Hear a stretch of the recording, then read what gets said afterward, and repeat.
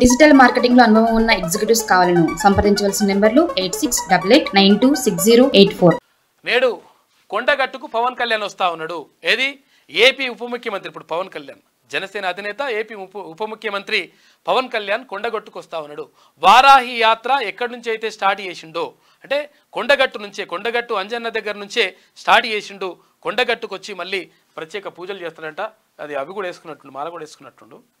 స్వామివారిని దర్శించుకోనున్న AP deputy CM ఆంధ్రప్రదేశ్లో విజయంతో జనసేన శ్రేణుల్లో జోష్ ఉంది. రాష్ట్రంలో స్థానిక ఎన్నికల్లో పోటీ చేయాలని పట్టు. ఇక జనసేనాని ప్రకటనపై సర్వత్రా ఆసక్తి నెలకొని ఉంది. ఉదయం 7 గంటలకు రోడ్డు మార్గంలో అక్కడికి వెళ్తాడంట, కొండగట్టుకు వెళ్తాడు. జనసేన పార్టీ అధినేత AP deputy CM Pawan Kalyan నేడు కొండగట్టుకు రానున్నారు. ఈ విషయాన్ని పార్టీ రాష్ట్ర ప్రచార కమిటీ చైర్మన్ ఆర్కే సాగర్ మీడియాకు వివరించారు.